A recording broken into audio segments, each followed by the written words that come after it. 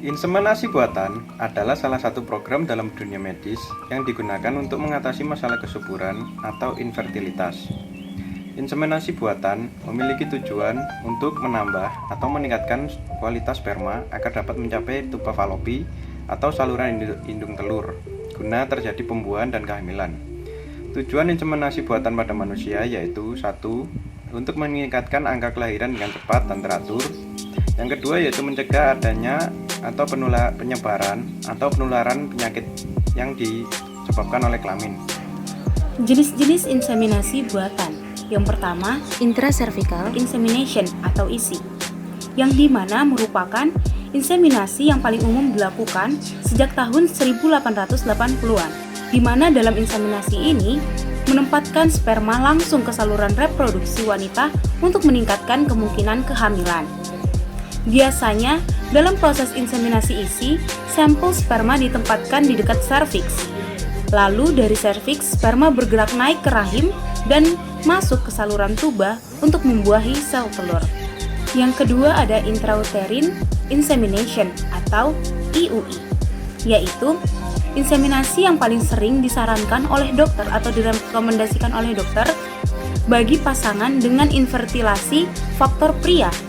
Hampir sama dengan metode inseminasi ICSI, akan tetapi pada bagian injeksi, inseminasi IUI akan memasukkan sperma pria ke dalam rahim dengan menggunakan kateter.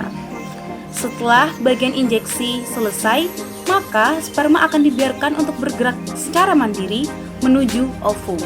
Yang ketiga ada intratubal insemination atau ITI, merupakan metode yang lebih canggih dibanding metode IUI ataupun metode ICSI, yang dimana termasuk proses yang invasif dan dapat dikategorikan sebagai metode yang mahal. Yang keempat adalah intravaginal insemination atau IVI, merupakan inseminasi buatan yang paling sederhana dibanding inseminasi buatan yang lainnya. Pada metode ini biasanya digunakan pada wanita yang tidak memiliki masalah apapun terkait dengan kesuburan. Meskipun IVI merupakan inseminasi buatan yang paling sederhana, akan tetapi tingkat keberhasilan cenderung lebih rendah dibanding IUI atau inseminasi yang lainnya. Sehingga hal ini tidak umum digunakan oleh pasangan pada umumnya. Selanjutnya adalah proses atau prosedur inseminasi buatan secara umum. Berikut adalah langkah-langkah utama proses atau prosedur inseminasi buatan secara umum. Yang pertama, merangsang ovarium dengan cara memberikan hormon gonadotropin dalam dosis rendah. Yang kedua, memantau folikel ovarium secara berkala setelah ovarium dirangsang. Yang ketiga, menginduksi ovulasi dengan suntikan HCG ketika minimal satu folikel sudah berukuran optimal. Yang keempat, menyiapkan sperma yang disimpan di dalam wadah. Yang kelima, sperma dicuci secara khusus untuk menghindari kontraksi uterus dan meningkatkan peluang pembuahan ovum oleh sperma di rahim. Yang keenam, melakukan inseminasi ketika perempuan sedang berovulasi, yakni menempatkan sampel sperma di area tertentu dari reproduksi perempuan melalui kanula. Tahap ini tidak memerlukan pembiusan. Yang ketujuh dan yang terakhir, yaitu memberikan progesteron melalui vagina untuk meningkatkan kemungkinan implantasi embrio. Lantas, apa sih kelebihan dari inseminasi buatan? Pertama, tingkat persentase keberhasilan yang cukup tinggi. Yang kedua, biayanya lebih murah jika dibandingkan dengan bayi tabung, yaitu antara 8-12 juta. Yang ketiga, meminimalisir adanya kelainan genetik pada calon bayi. Ada kelebihan, tentu ada kekurangan. Yang pertama, ovarium hyperstimulation syndrome. Yang kedua, ectopic. Yang ketiga, infeksi. Yang terakhir adalah tingkat keguguran yang cukup tinggi. Bagaimana ya pandangan hukum dan kesehatan mengenai inseminasi buatan ini?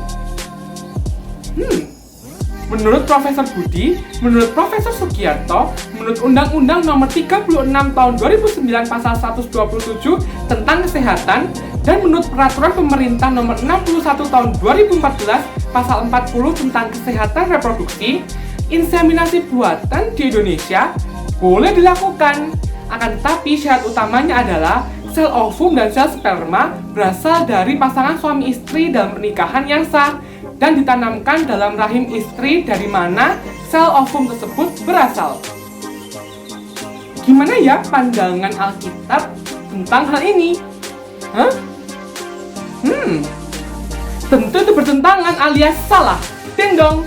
Karena itu sama saja tidak mengkuduskan suatu pernikahan alias berzina.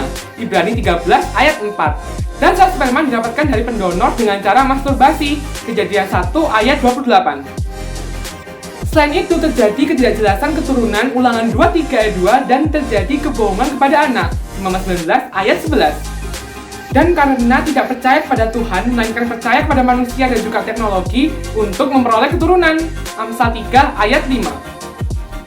Maka sebaiknya kita sebagai orang Kristen yang percaya kepadanya dan melakukan firman-Nya ketika merindukan keturunan adalah berdoa. 1 Tesalonika 5 ayat 17 dan meminta kepadanya. Matius 7 ayat 7. Maka Tuhan akan menjawab doa kita menurut waktunya. Yohanes 14 ayat 14 sama seperti Tuhan menjawab doa Sarah melalui Ishak.